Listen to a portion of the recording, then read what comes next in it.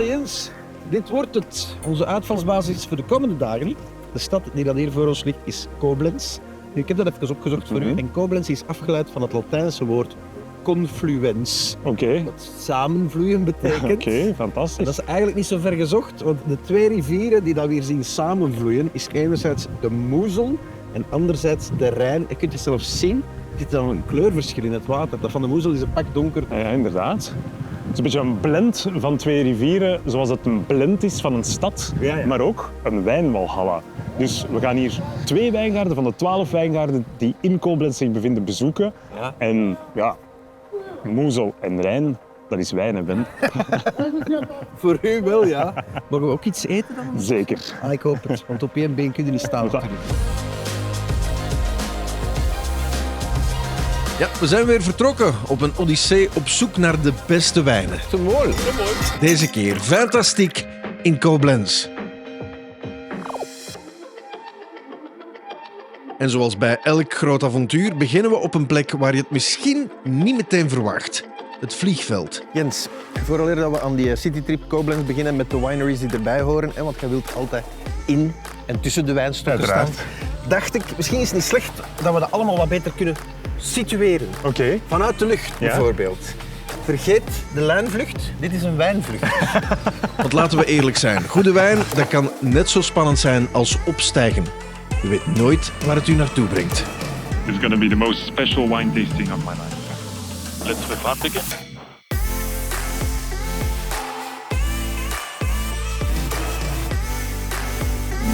And now we make a left turn for the beautiful view of Vinningen. Die wind daar, dat is waar de Rijn en de Mosel samenkomen. Deutsche Eck. Ja, schitterend, hè? Koblenz from the sky.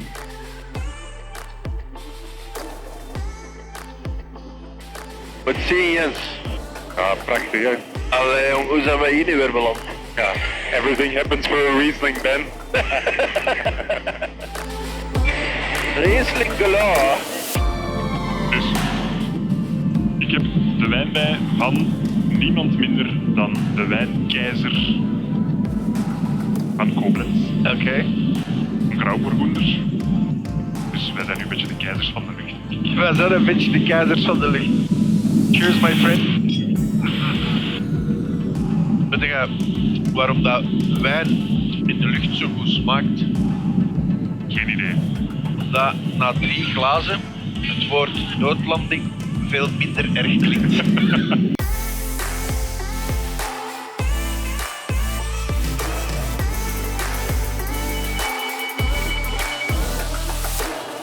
Soft landing. Veel tijd om echt te landen is er niet, want onze wijnvlucht die brengt ons direct naar het volgende avontuur.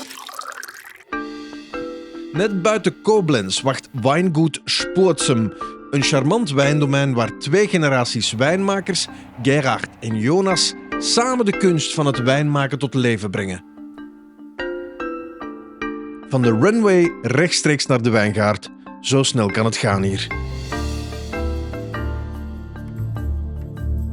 Also Jonas, hier müssen wir noch auf jeden Fall Blätter abmachen. Nächste Woche spätestens. Ich denke, die Trauben brauchen noch ein bisschen Sonne.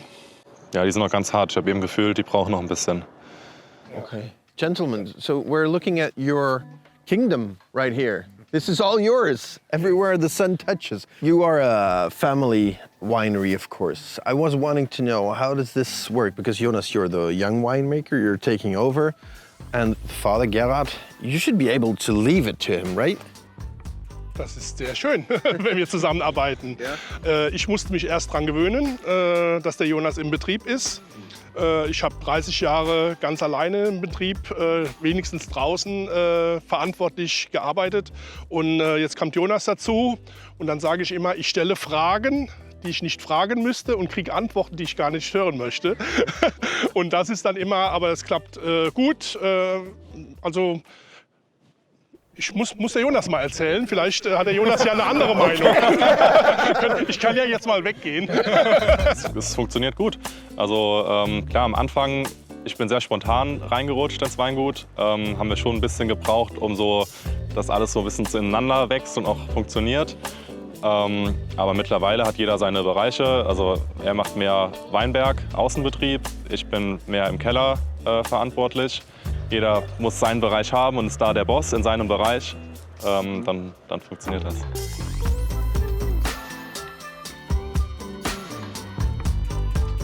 Wow. Oh, mein Lieblingswein. Das ist ja ein wunderschöner Wein. Den streichle ich jeden Tag. This is your wine, Jonas. What do you have? My wine is that looks like this one. It's quite nackt. Nackt. Nackt. What does it mean? Naked. When we harvest them, we always do it naked. With virgins, I suppose. Young virgins, naked. Yeah. Zum Wohl. Zum Wohl. So Gerard, why is this your baby? Die Trauben kommen aus meinem Lieblingsweinberg, aus unserem besten Riesling-Weinberg auf der anderen Moselseite. Die werden selektiv gelesen. Der Wein liegt lange im Fass und wird praktisch einmal die Woche von mir gestreichelt. Wenn der Winzer einen Wein streichelt, der probiert den dann. Und dann wird er immer besser und irgendwann wird er nach einem Jahr abgefüllt. Und das ist mein Wein. Jetzt soll man nur zuhören, oder? Nur zuhören. Wir hören an dem Wein. Hört sich gut an. Aber besser ist probieren. Ja. I can hear the sea.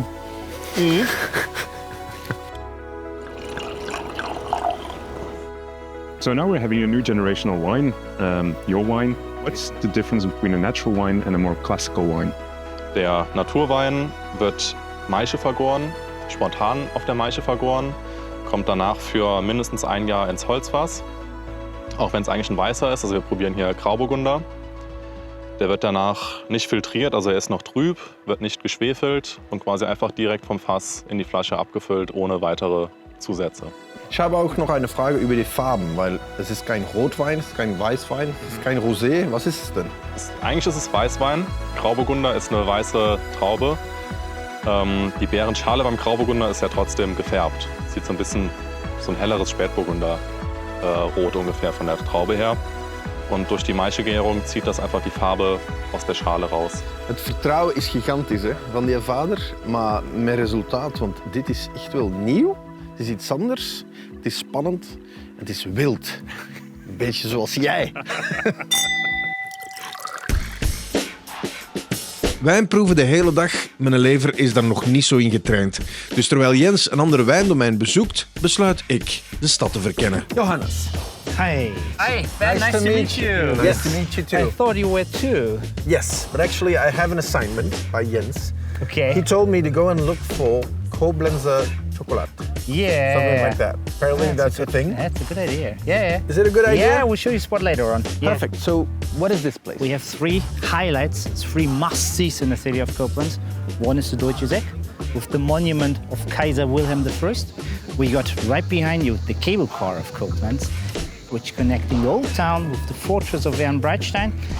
And on top of the hill, there's the fortress of Ehrenbreitstein, which gives you the best view to the UNESCO World Heritage Site Upper Middle Rhine Valley, and also to the city itself, and most important, to the place where Rhine and Moselle meet. All right, and I suggest we go and visit the city then. We have an assignment, looking for chocolate. I will follow you. Yeah, let's go. Jens doet het wat rustiger aan bij zijn wijndomein Schwab. Christophe, what I can see is that it's really steep here. Oh yes, it is. It goes in a gradient of about 60 degrees. It's pretty 60 steep. degrees, that's like, Yes. that's like that. You don't find it on many places in Europe. Yeah. Yeah, I can imagine. And what I can also see is that the vines are built on terraces. Oh yes. Terraces, what I know is it's because of the sun exposure, because you have a perfect 90-degree angle from the sun on the grapes. That's correct. But there are 2 other elements. We have, you see these big walls. Yeah. They go up to maybe more than 4 meters. And if you put your hand, put it on, so you feel the heat. This is during the night. The walls will keep the temperature, and then Other element is the water. What happens in the spring? It's the most dangerous time, it's the late frost. If this late frost will come end of April, beginning of May, we have the little green in the plants, and then the cold air will flow down. We have the walls a little one degree temperature higher or 2 degrees. Even the water will keep the heat, and this protects the vineyards from to be destroyed from the late frost. So you have the perfect microclimate here. Oh, we have.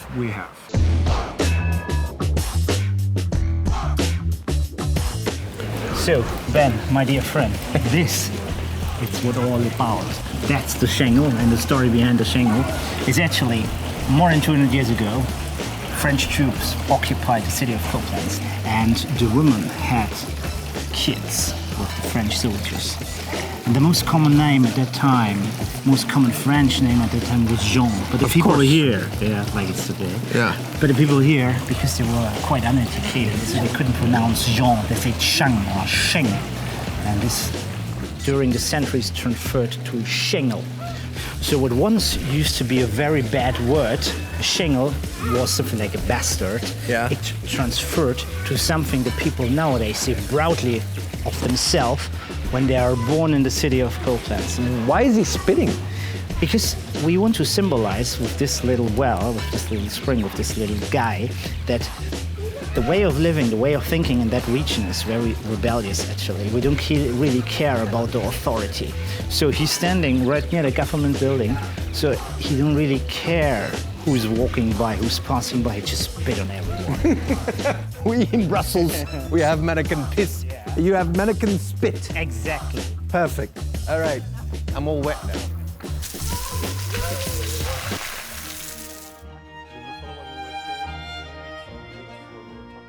Okay, you're on the way to become a shingle. Zum Wohl. Zum Wohl, yes. Cheers. What a magnificent place. Oh yes, we are. We are in the mountain. We are here in the rock. So it's a special atmosphere. It's a special room. Yeah. This is going back to 1861, and it was the beginning. Let's say the beginning of a mining system. So later, my grandparents took it over, and that was a nice decision because look and feel the atmosphere. We have a nice temperature, high humidity. Perfect for the winemaking. Yeah, it is. You know that rock, especially slate, is very, very interesting in combination with Riesling. Yeah. Let me show you the other babies we have. We have Pinot Blanc, we have Pinot Noir as a Blanc de Noir or as a red wine. So I show you all of them. Yeah. You are on the way to become the shingle. Okay. Cheers. So what's the secret place you were talking about? The secret place I want to go to show you now. Yes. Cahors, the secret chocolate lab. The sweetest spot when you're in Koblenz, actually. Hi. Hi. How are you? Nice to meet you. Nice to meet you. My name's Ben. Franke, hi. Jens, my friend, who is currently at a winery, told me to come and find something that pairs well with wines. And my newfound friend, Johannes here, he told me to come and have one of your chocolates. What would you suggest that goes well with wine? That makes sense, yeah. So we have chocolate that goes very well with white wine, and that might be a white chocolate. I have a wonderful one to try. So this would be a white chocolate with cocoa nibs and candied ginger.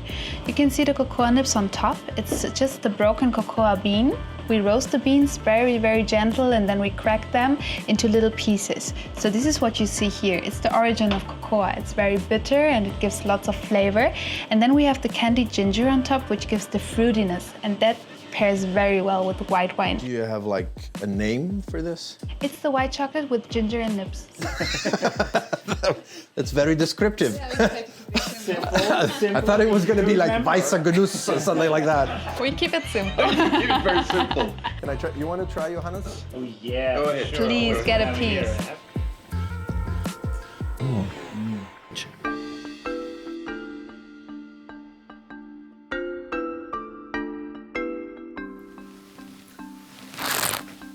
So why do you think this one would go well with chocolates? Not with each chocolate, but we choose maybe for Riesling better a medium dry Riesling. Medium dry? A medium dry. Yeah, this is the one. Ben's gonna love this. Jens, excellent choice. Thank you. You are on the way. Cheers.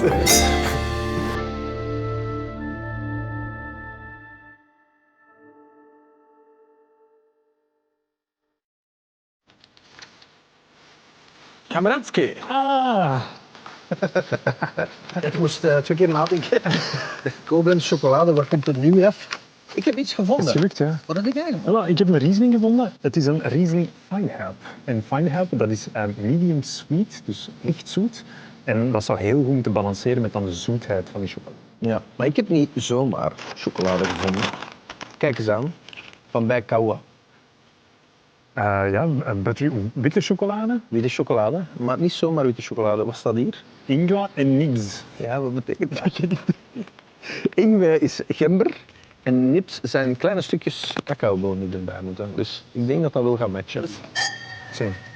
Wine, chocolate, happiness. Dus je moet dat samen proeven. Hè. Eerst een stukje en dan dit. Ja, dat is lekker. Het is een beetje een zuurtje ook. Maar goed gaat bij die zoetheid. Ze hebben het hier wel begrepen, hè?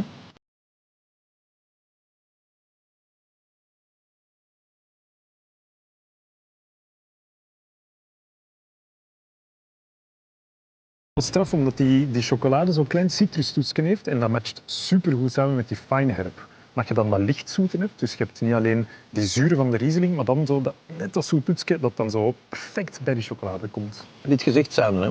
Je hebt op een wijndomein gezeten, maar Koblenz is ook absoluut niet. Koblenz smaakt nu al naar meer en laat ons de daad bij het woord voeren.